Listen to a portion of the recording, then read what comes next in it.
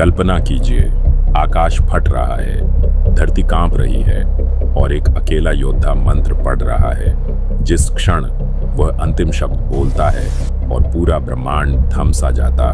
दोस्तों, हमारे हिंदू शास्त्रों में ऐसे अस्त्रों का वर्णन है जो आज के हजारों परमाणु बमों से भी ज्यादा विनाश कर सकते थे। एक ऐसा हथियार जो पूरा ब्रह्मांड एक सेकंड में उड़ा दे। एक ऐसा अस्त्र जिसके सामने न्यूक्लियर बम भी खिलौना लगे।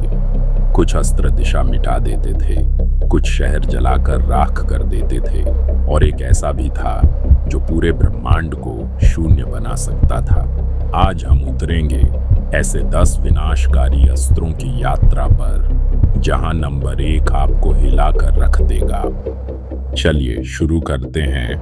नंबर 10, नागास्त्र। जब नागास्त्र छोड़ा जाता था, आकाश में काले बादल की तरह हजारों विषैले नाग प्रकट हो जाते। जमीन पर मृत्यु का सागर बन जाता। राम रावण युद्ध में लक्ष्मण इसी अस्त्र से घायल हुए थे। नागास्त्र के विनाश का पैमाना लगभग सेना स्तर का नाश जितना था। विषैली ऊर्जा से हजारों सैनिक खत्म हो जाते थे। पर्यावरण को भारी नुकसान। न्यूक्लियर बम की तुलना में हिरोशिमा के आधे न्यूक्लियर बम के बराबर शक्ति थी।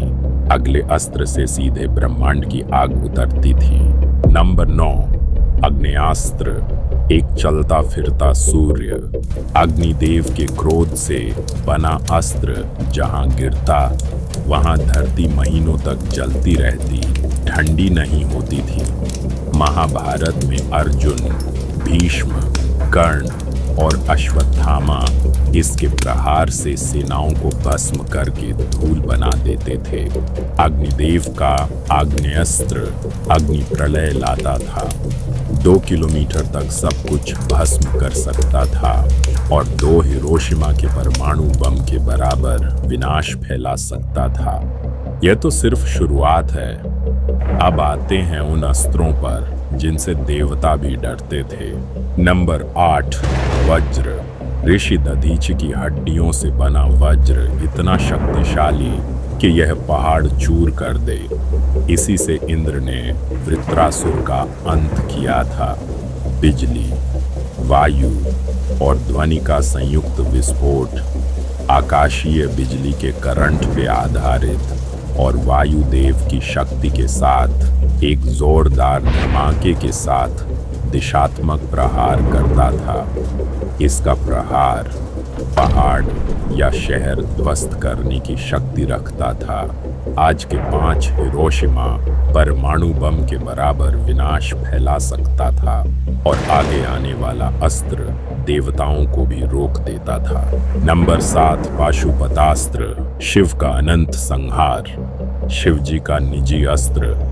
कहा जाता है कि इसका सामना कोई भी जीव देवता, दानव, यक्ष, यहाँ तक कि ब्रह्मा भी नहीं कर सकते थे। इसके प्रयोग से सृष्टि समाप्त हो सकती थी, जिससे 100 हिरोशिमा परमाणु बम जितनी ऊर्जा निकलती थी। लेकिन अगले अस्त्र में अभूतपूर्व गति थी। वह शिव का नहीं, विष्णु का था। नंबर 6, सुदर्शन चक्र। समय को काटने वाला। विष्णु का चक्र। एक बार इस दिव्यास्त्र को चलाया जाए तो लक्ष्य ढूंढ कर मारता था, बिना चूके। इसकी गति समय से भी तेज।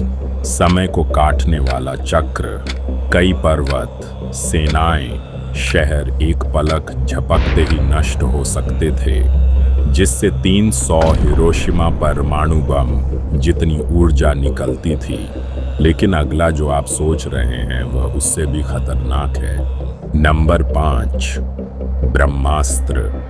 प्रलय का बीज। जहां गिरता वहां वर्षों तक घास भी नहीं उगती। महाभारत में अर्जुन और अश्वत्थामा दोनों ने इसका प्रयोग किया था, जिससे 800 हिरोशिमा बम जितनी ऊर्जा निकलती थी। लेकिन अगला चारों दिशाओं का विनाश कर सकता था। नंबर 4, नारायणास्त्र। भक्त परायण अस्त्र। इसे रोकने का कोई तरीका नहीं था। सेनाएं उड़ जाती, हजारों दिव्यास्त्र बरसते रहते। इसे रोकने का एक ही उपाय, हथियार छोड़कर समर्पण। नारायण अस्त्र से 5000 हिरोशिमा बम जितनी ऊर्जा निकलती थी।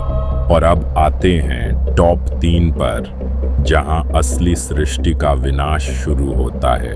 नंबर 3, ब्रह्मशिरा, 4 दिशाओं का विनाश। ब्रह्मास्त्र से 4 गुना प्रबल। इसके प्रयोग से 4 दिशाएं जल उठती। अर्जुन और अश्वत्थामा ने इसे रोकने के लिए गुरुओं के आदेश का पालन किया। इसके प्रयोग से हिरोशिमा के 8000 बम जितनी ऊर्जा निकलती थी। लेकिन नंबर 2 ऐसा अस्त्र है जिसे भगवान भी सावधानी से प्रयोग करते थे। नंबर 2, त्रिशूल। त्रिशूल सिर्फ एक हथियार नहीं, एक ब्रह्मांडीय शक्ति है। कहते हैं त्रिशूल के 3 शिखर, सृजन, पालन और संहार, तीनों शक्तियों को एक साथ धारण करते हैं। एक प्रहार सृष्टि को चूर कर दे, एक झटका अधर्म की जड़ें उखाड़ दे, एक स्पंदन पूरा लोक हिला दे। नंबर 1, ब्रह्मांडास्त्र। शास्त्रों में वर्णन है, अगर यह अस्त्र छोड़ा जाए तो पूरा ब्रह्मांड शून्य में बदल सकता है। समय, दिशा, ऊर्जा सब समाप्त। इसे सृष्टि के अंत के लिए रखा गया था। दोस्तों, इनमें से कौन सा अस्त्र आपको सबसे खतरनाक लगा? अगर आज ये अस्त्र होते, दुनिया कैसी होती? कमेंट में जरूर बताना। ऐसे ही रहस्यमय, प्रलयकारी और महाकाव्य वीडियो के लिए लाइक, शेयर और सब्सक्राइब करना मत भूलना।